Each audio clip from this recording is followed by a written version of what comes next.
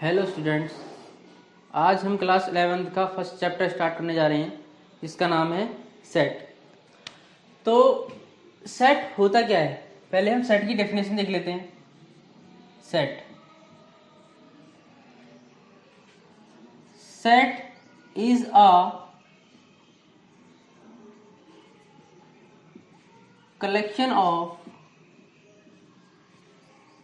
Well defined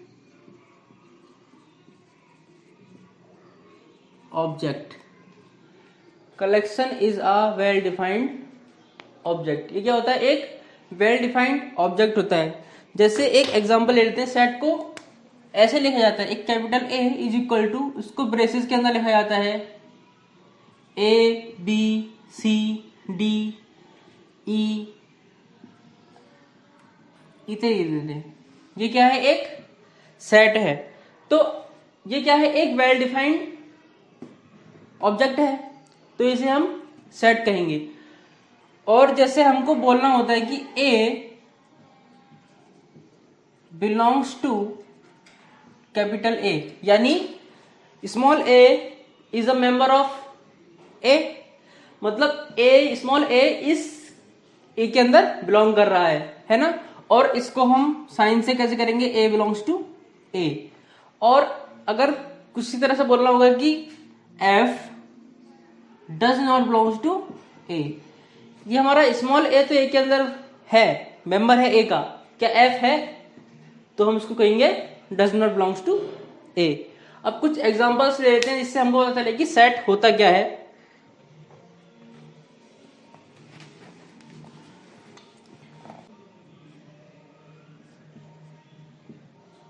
first 5 prime natural number,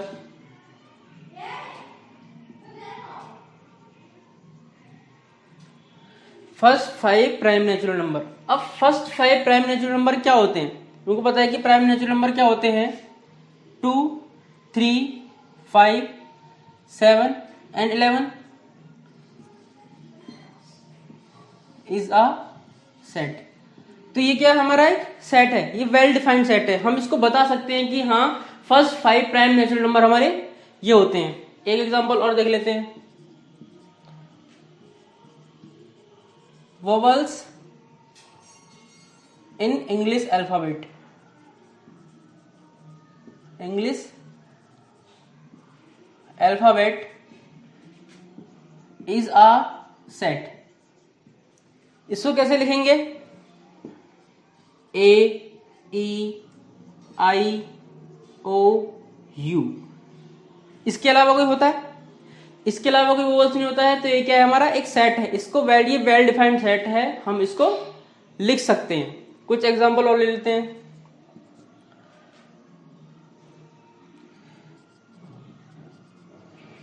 cricketers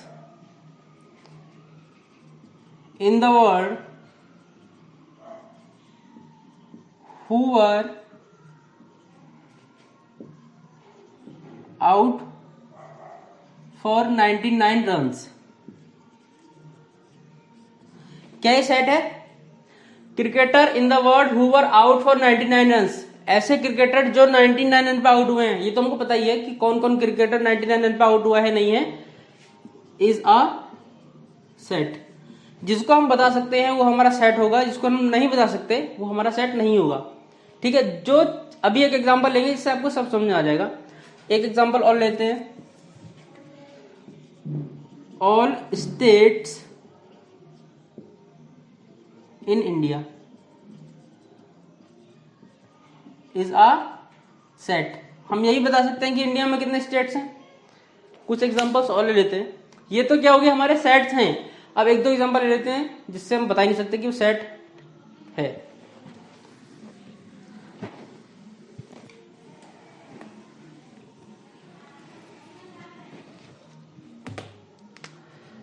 अब एक example और लेते हैं। World's best cricket player. World's best cricket players. अब मान लिया मैं हूं, मैंने 5 बेस्ट क्रिकेटर बताए। पहला रोहित शर्मा, दूसरा सचिन तेंदुलकर, थर्ड राहुल द्रविड़, फिर बताया मैंने MS धोनी और सुरेश रैना। एक एग्जाम्पल मान लिया कि मैंने बताए ये 5। अब किसी और पर्सन से पूछा गया, उसने क्या बताया? Virat Kohli, AB de Villiers, Suresh Raina, VVS Laxman और एक दिनेश कार्तिक। एक पर्सन ने, मैंने ये बताया और दूसरे पर्सन ने ये बताया। अगर किसी तीसरे से पूछा जाएगा तो वो कुछ और बताएगा। तो क्या ये सेट है? World's best cricket players is not a set because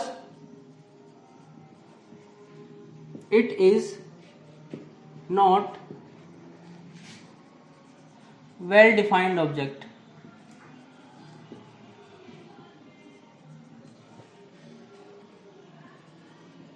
This may changes person to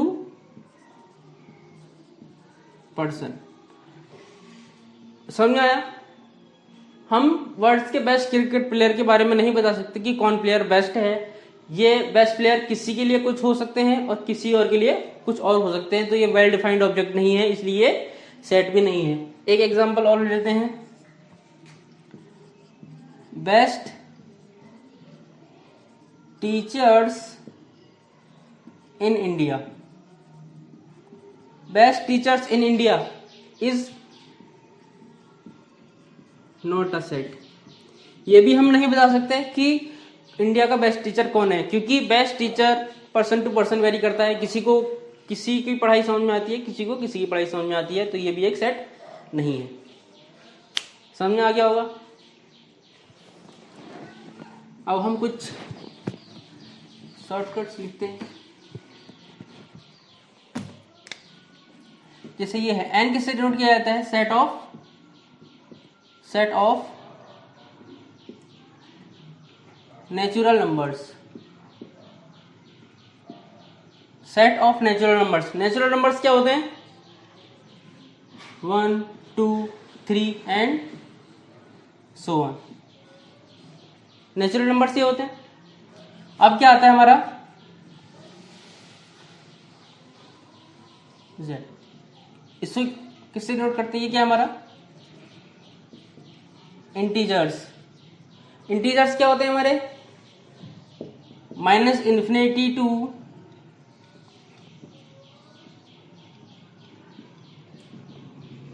+∞। ये क्या होते हैं हमारे? इंटीजर्स। अब पॉजिटिव इंटीजर्स की बात करेंगे हम। Z+ यानी set of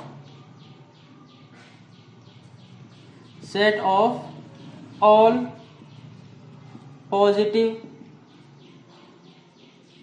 integers. Set of all positive integers. फिर क्या आता है हमारा?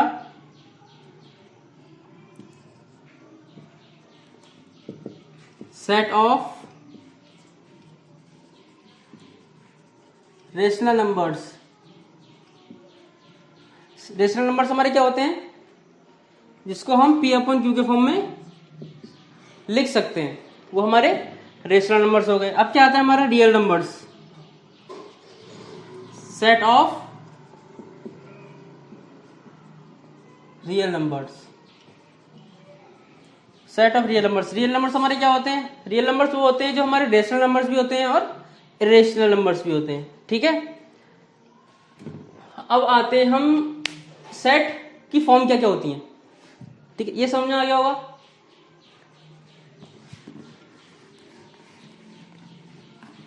आप वीडियो पॉज करके ये सब नोट भी कर सकते हैं। अब आता है, 2 फॉर्म आती है। पहली फॉर्म होती है हमारी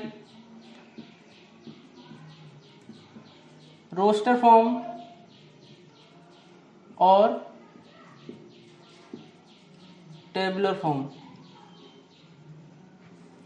इस फॉर्म में क्या होता है कि हम जो एलिमेंट होते हैं उनकी एक लिस्ट बनाते हैं उनकी एक लिस्ट बनाते हैं। मान लिया ए, ई, आई, ओ, यू, उनकी एक लिस्ट बनाते हैं, उनके बीच में कॉमा लगाते हैं और इसको ब्रेसेस के अंदर बंद कर देते हैं। तो इस फॉर्म को क्या कहते हैं हम? रोस्टर फॉर्म और टेबुलर फॉर्म। तो ये हमारे एक एग्जांपल हो गया। कोई एक एग्जांपल और लेते हैं।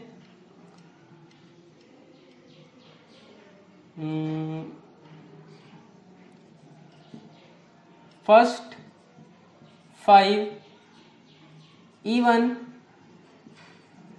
Natural numbers. अब हम इसको कैसे करेंगे? First five even natural numbers क्या होते हैं?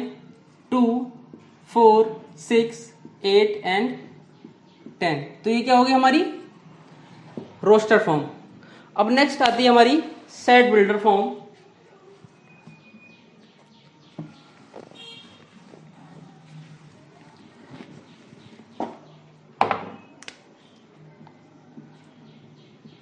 Set builder form. तो इसमें क्या होता है? इसमें हम एक वेरिएबल होता है एक्स, वेरिएबल एक्स होता है, उस पर क्या लगाते हैं? हम कॉलन लगाते हैं और इसके आगे कुछ लिख देते हैं। जैसे मान लिया x is a natural number where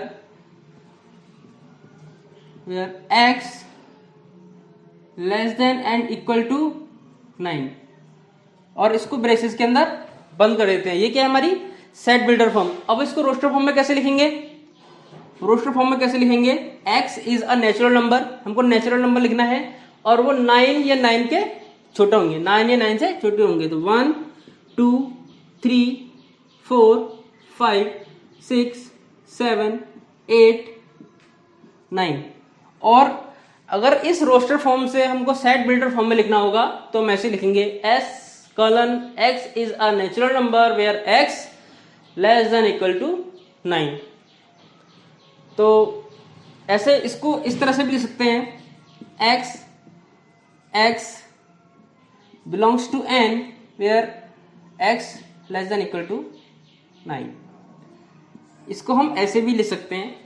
तो ये भी सेट बिल्डर फॉर्म है, ये भी सेट बिल्डर फॉर्म में लिखने का अपना अपना तरीका है। आशा करता हूँ ये सब आपको समझ में आ गया होगा। और अगर इस वीडियो में या पहली जितनी भी वीडियो है उसमें से कुछ समझ में नहीं आया हो तो आप मुझे वीडियो में कमेंट कर सकते हैं, जिसके मैं आगे कोई वीडियो बनाऊंगा जिसमें आपको सब समझा दिया जाएगा। तो इस वीडियो के लिए इतना ही। अब हम आगे एक्सरसाइज करेंगे। Thank you.